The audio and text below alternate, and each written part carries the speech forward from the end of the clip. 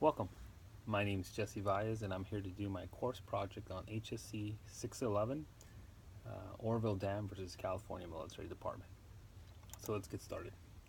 I'll just go over a little bit of background for the California Military Department.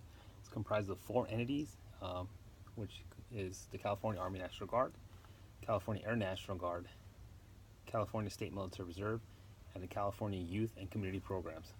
The leadership is comprised of the Adjutant General, which has a direct line to the Governor's office, the Commander of the California Army National Guard, Commander of the California Air National Guard, and the Director of the Community Youth Programs.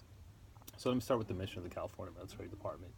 California Military Department, under the proper authority, organizes, resources, and trains forces with unique capabilities, serving the community, state, and nation. Our number one priority is ready civil support, which is a proactive interagency engagement to optimize civil support training, effective timely response, provide robust, scalable capabilities, and identify emerging civil support issues. A little bit of background on the Oroville Dam, opened in May of 1968. It is also the tallest dam in the United States. The dam feeds from Lake Oroville, which is the second largest man-made lake in California. But unfortunately, in February 2017, the main emergency spillways failed. So, the California Military Department's planning is comprised of four parts: mitigation, preparedness, response, and recovery. Let me go over what mitigation stands for. Mitigation means engaging in efforts that lessen the impact of disaster. So, California Military Department's mitigation portion is our sheer size and numbers, a force of over 20,000, non-structural, of course. Sandbag material preparation, structural portion of it, civil support operations order, which is a continuous working document that shows how and what and where we will actually use our forces. And our military police, which has a full-time homeland response force, that includes a bunch of trainers that are able to help out with this. That's non-structural also. The preparedness portion of it commonly refers to activities undertaken prior to the onset of a disaster to enhance the response capacities of individuals and households, organizations, communities, states, and nations.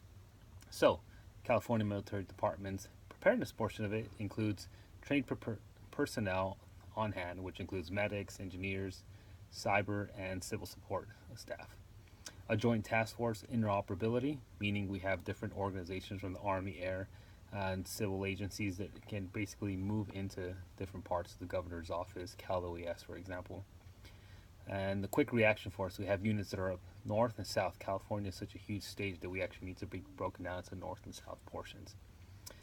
Coordinated evacuation centers and locations, so like Beale Air Force Base, a lot of our communities, a lot of our armories are actually set as warming shelters already within the plan. Religious leaders and liaisons, and I'll talk a little bit more about that and how they're able to be used in the actual response portion of it.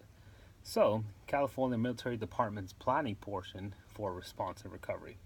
Response is defined as actions taken at the time a disaster strikes that are intended to reduce threats to life safety, to care for victims, and to contain secondary hazards and community losses.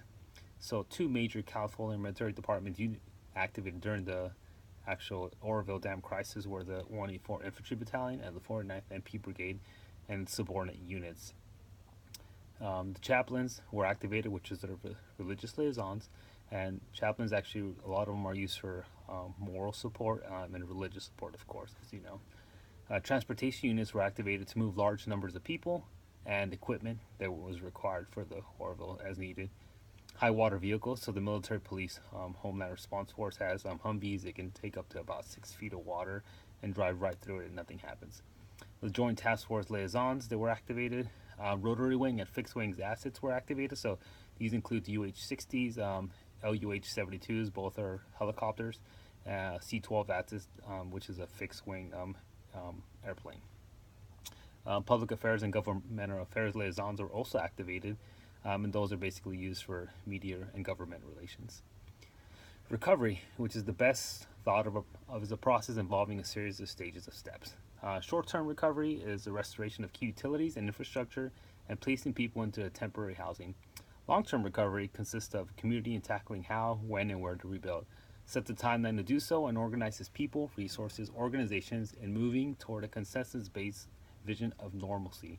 So this includes escort assistance to evacuation areas and to home of record short-term recovery, sandbag placement and removal. So the actual sandbags that we had prepared for, planned and earlier mentioned, now we're actually going ahead and doing that.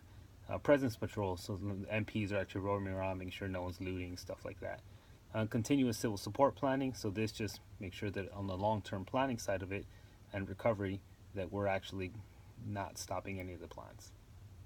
So finally, I'll close out with some recommendations. Oroville Dam inspections and analysis, just ensuring that we're able to continuously go in there and inspect the dam. Something that's going to cause large damage should have a little bit more attention and planning towards the effects of it. Reduction or limitation of surrounding counties and population. So what I'm saying here is take a look a little bit harder, deeper of where we're building our communities and how we're going to potentially reduce or mitigate the expansion of those areas. Promote education in surrounding counties on flood protection and dam risk. This is easy. When it comes to real estate, just make it as part of the contract. Hey, this is potentially a flood protected area. Be aware. Deploy survey teams on surrounding areas. Getting a little bit more information on the area and how the land is structured and how it will really affect if the dam really did break. Policy funding and improvement, just more money and more government involvement in that, helping out. Involve outside entities into planning process and reviews. That's pretty much self-explanatory as far as we need to talk more with other states, more with the government, more with other countries, see how their dam is involved. So the more information we have in communications, the better things we'll do. Again, my name is Jesse Vise, and this was my PowerPoint brief on Oroville Dam versus the California Military Department Course Project. Thank you.